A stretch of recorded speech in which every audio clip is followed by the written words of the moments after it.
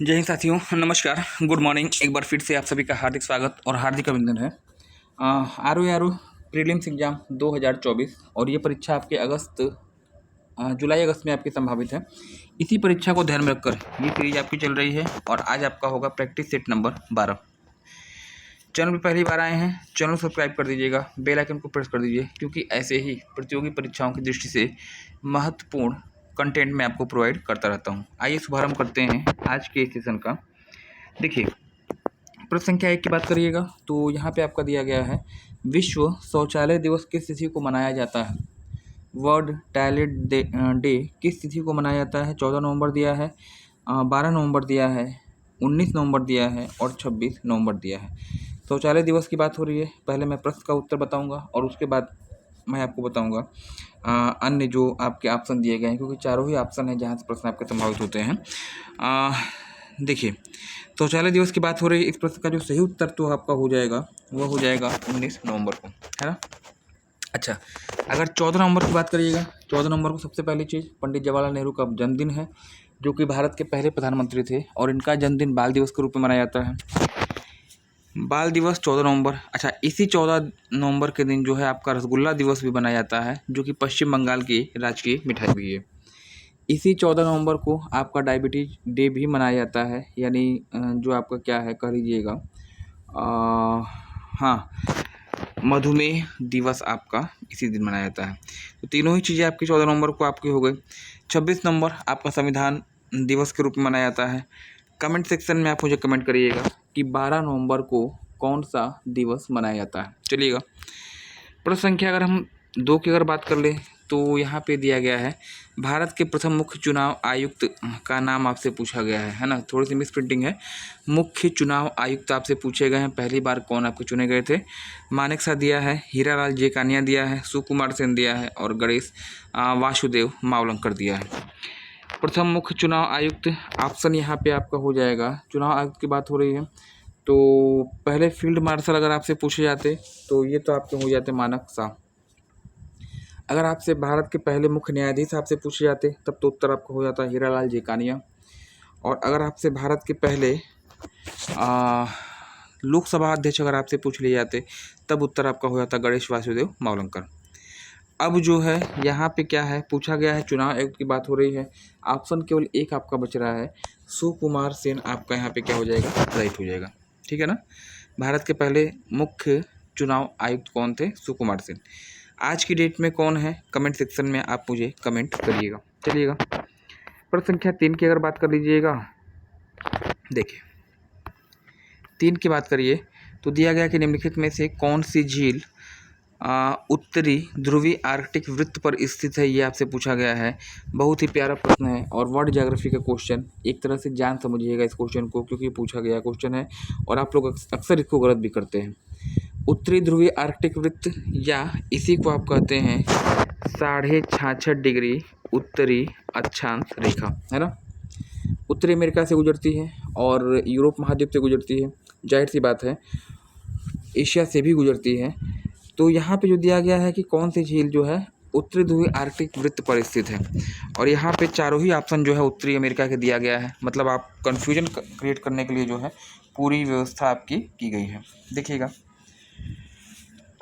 निम्नलिखित में से कौन सी, देखिए विनिपेग दिया गया है, विनिपेग है, विनिपेग के बाद ग्रेट बियर झील है, ग्रेट स्लेव झील है और आपका सुपीरियर है। तो याद रखिएगा, इस प्रश्न का जो सही उत्तर होगा ऑप्शन बी हो जाएगा आपका राइट। कनाडा में स्थित है ग्रेट बियर झील और यह जो है आपकी 66.5 डिग्री उत्तरी अक्षांश रेखा पर स्थित है। इसमें से विनिपेग झील और ग्रेट स्लेव ये दोनों ही आपकी कनाडा में है। मतलब इस 4 ऑप्शन में से 3 झीलें आपकी कहाँ पे हैं, कनाडा में। और जो सुपीरियर झील है, जिसके बारे में आप कहते हैं विश्व की सबसे बड़ी मीठे पानी की झील है, कनाडा और यूएसए की सीमा पर स्थित है। विनिपेग झील के किनारे विश्व की सबसे बड़ी गेहूं की मंडी लगती है और ग्रेट स्लेव झील से एक नदी का उद्गम होता है जिसका नाम है, आप बताएंगे, मैकेंजी नदी। चलिए, प्रश्न संख्या 4 की अगर बात कर लीजिएगा तो यहाँ पे आपका दिया गया है, निम्नलिखित में से वह कौन सा व्यक्ति है जिसे भारत का राष्ट्रपति बनने के पहले भारत रत्न अवार्ड दिया गया था, है ना। उस व्यक्ति का नाम बताना है। जिसे भारत रत्न का अवार्ड मिला था राष्ट्रपति बनने के पहले। 4 ऑप्शन आपके दिए गए हैं, चारों को चारों राष्ट्रपति पद के उम्मीदवार रह चुके हैं, राष्ट्रपति रह चुके हैं, उम्मीदवार नहीं, राष्ट्रपति रह चुके हैं। और किसे जो है राष्ट्रपति बनने से पहले जो है मिला था भारत रत्न का अवार्ड। अगर आप राजेंद्र प्रसाद लगाएंगे उत्तर आपका गलत होगा। नीलिमा संजीव रेड्डी अगर लगाते हैं तब भी उत्तर आपका गलत होगा। इस प्रश्न का जो सही उत्तर है, ऐसे राष्ट्रपति जिनको राष्ट्रपति पद ग्रहण करने से पहले ही भारत रत्न दे दिया गया था, उत्तर आपका होगा सर्वपल्ली राधाकृष्णन। भारत के पहले उपराष्ट्रपति हैं और साथ ही साथ जो है भारत के पहले शिक्षा मंत्री भी आपके रहे थे। चलिएगा, हाँ, राजेंद्र प्रसाद की अगर बात कर लीजिएगा, राजेंद्र प्रसाद का संबंध बिहार के छपरा जिले से और एकमात्र ऐसे राष्ट्रपति जिन्होंने 2 कार्यकाल पूरा किया था। नीलिमा संजीव रेड्डी इंपॉर्टेंट होंगे, हमेशा पूछे जाते हैं और इनके बारे में कहा जाता है कि भारत के एक ऐसे राष्ट्रपति थे जिनका निर्वाचन निर्विरोध हुआ था। वीवी गिरी एक ऐसे राष्ट्रपति जिनके निर्वाचन में 2 बार काउंटिंग करवानी पड़ी थी। तो तीनों ही चीज़ें आप याद रखेंगे।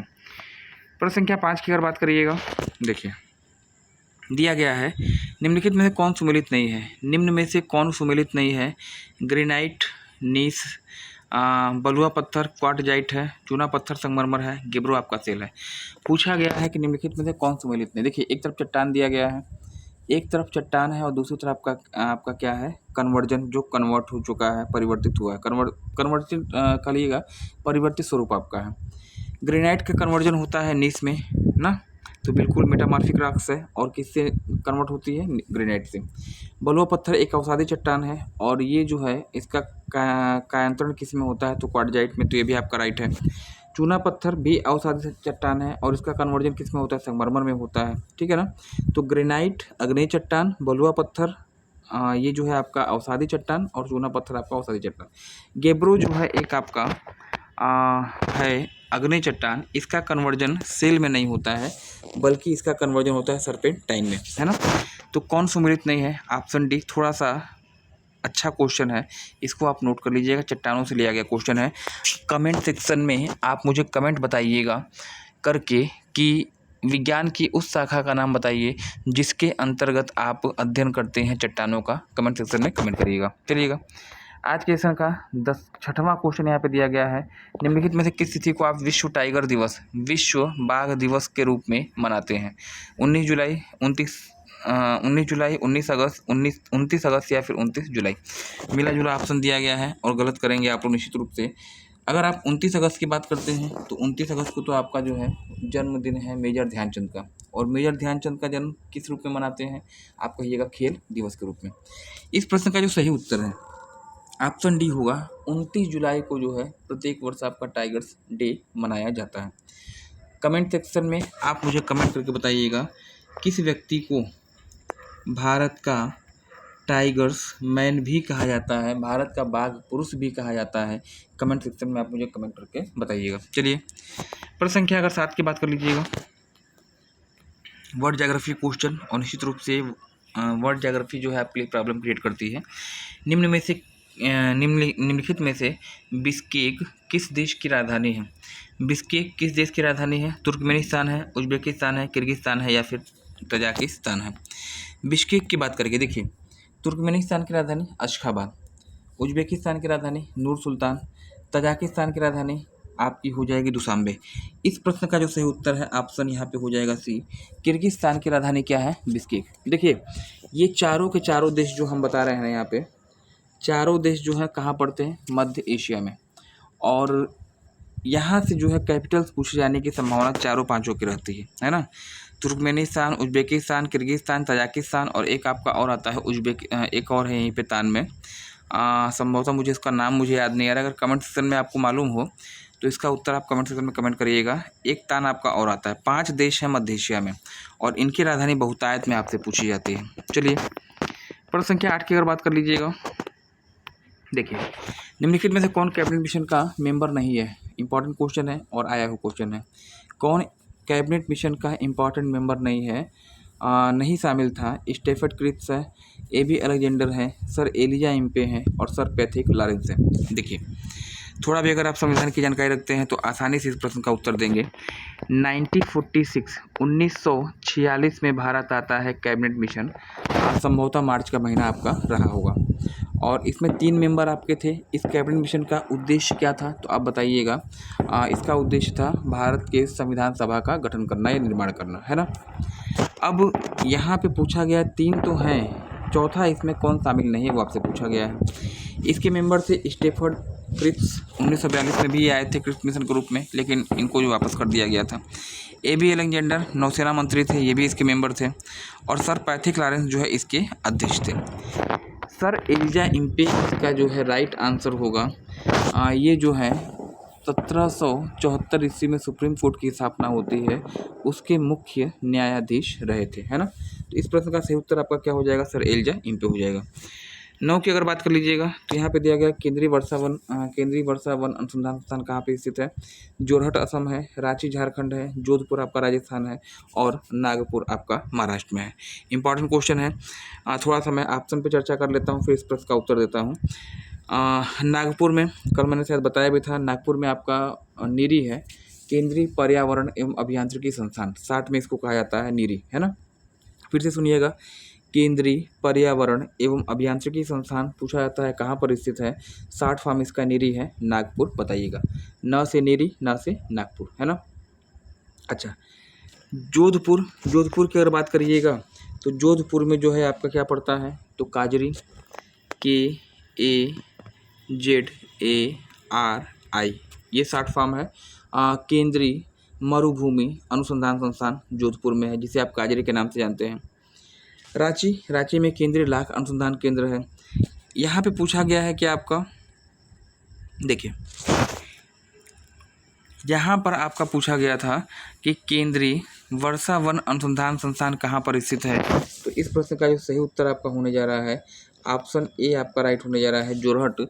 और जोरहट कहाँ पड़ता है, तो असम आपका राइट आंसर होगा। प्रश्न संख्या 10 की अगर बात कर लीजिएगा, दिया गया कि अंकोर वाट का मंदिर किस देवता को समर्पित है। किस देव को समर्पित है अंकोर वाट का मंदिर। सबसे पहला प्रश्न तो आपसे यही पूछा जाता है कि अंकोर वाट का मंदिर है कहाँ, जो कि आप मुझे कमेंट सेक्शन में बताइएगा। और यह किस देव को समर्पित है। गौतम बुद्ध दिया है, महावीर स्वामी दिया है, कृष्ण जी दिया है, विष्णु दिया है। हिंदू मंदिर है, ये जो हिंदू मंदिर है और किससे संबंधित है, तो विष्णु जी को समर्पित होगा, ठीक है ना।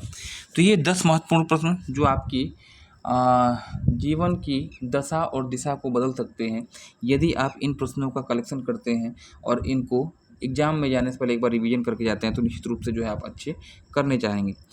आज का सेशन देखिए, कल का उत्तर जो मैंने पूछा गया था, संयुक्त राष्ट्र सुरक्षा परिषद के अस्थायी मेंबर कौन से, अस्थायी सदस्यों की कार्यावधि कितनी होती है, 1 वर्ष, 2 वर्ष, 3 वर्ष या फिर 4 वर्ष। तो इस प्रश्न का जो सही उत्तर आपका होने जा रहा है, कितने वर्ष होते हैं, 2 वर्ष आपका है, क्या होगा, राइट हो जाएगा। आज का प्रश्न कमेंट सेक्शन में मुझे कमेंट करके बताइएगा। निम्नलिखित में से कौन एक विश्व धरोहर स्थल घोषित है। कौन विश्व धरोहर स्थल में शामिल है। नंदा देवी जैव मंडल आरक्षित क्षेत्र, कार्बेट नेशनल पार्क, राजाजी उद्यान या फिर गिरवन, है ना। कौन विश्व धरोहर की सूची में शामिल है, यूनेस्को की सूची में शामिल है, आपको कमेंट सेक्शन में कमेंट करके बताना है। ये रहे आज का सेशन। उम्मीद है कि आपको पसंद आया होगा। वीडियो को अधिक से शेयर करिएगा ताकि यह वीडियो वहाँ तक पहुँच सके जिसे वास्तव में इसकी ज़रूरत है। चैनल पे पहली बार आए हैं, चैनल सब्सक्राइब कर दीजिएगा, बेल आइकन को प्रेस कर दीजिए, क्योंकि ऐसे ही प्रतियोगी परीक्षाओं की दृष्टि से महत्वपूर्ण कंटेंट मैं आपको प्रोवाइड करता रहता हूँ। तो धन्यवाद, have a nice day, thanks for joining me.